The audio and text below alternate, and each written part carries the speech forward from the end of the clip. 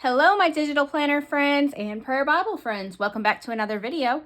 In this video, we're going to talk about gifting a prayer Bible to one of your friends. And if you're new around here, my name is Brandy Reed. I'm with 3 Nail Faith, where I create digital planners, digital stickers, digital devotionals, and prayer Bible items. Okay, so let's talk about gifting a prayer Bible to a friend, family member. You know, Christmas is coming up. You may want to give one of these as a Christmas gift.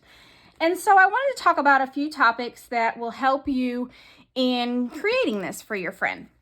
Okay, so in my free hub, my free prayer Bible hub, I have a get started worksheet. And this worksheet may help you to be able to figure out some of the things that you would want to do for your friend. And it also has 20 topics with 10 scriptures. So the link for that, for the free Bible hub, will be in the links below, but getting ahead of myself. Okay, so some of the things that were in on the free worksheet is, like what is it going to be used for? You may not be able to know that because you may not know if this person wants to carry it around with them or keep it at home. You also may not be able to know, like what is it going to be used for? Are they going to pray for it for their friends and family, that kind of thing.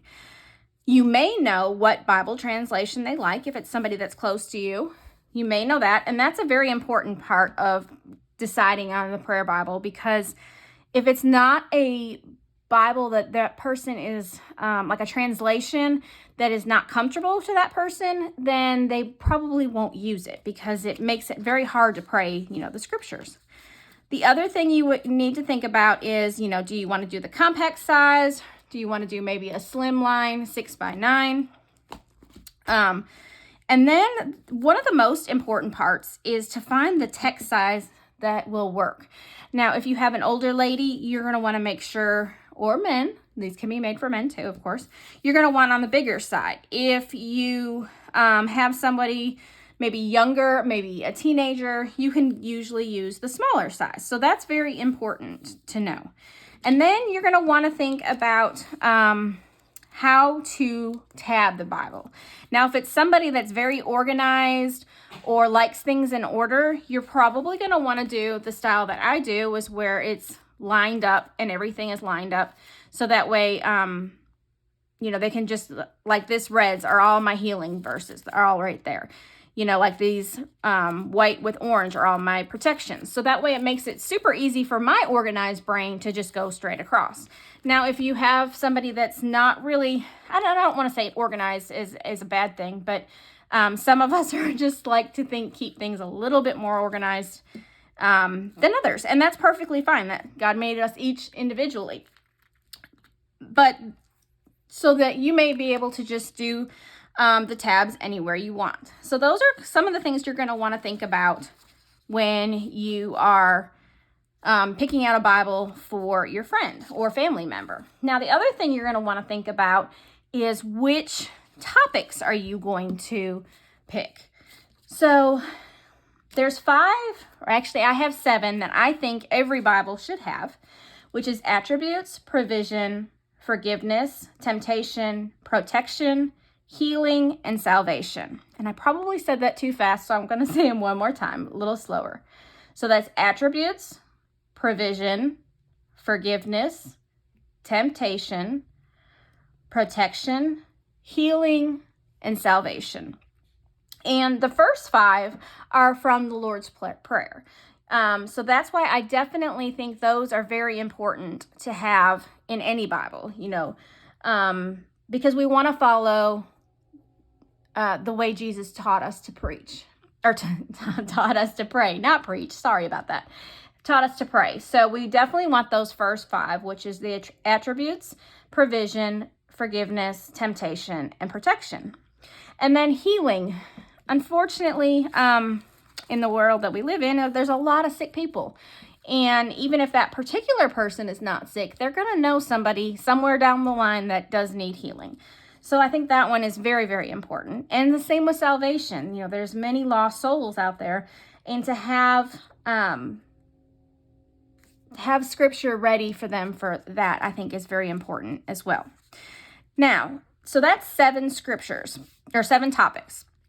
I probably would not go more than 10 in your friend's prayer Bible.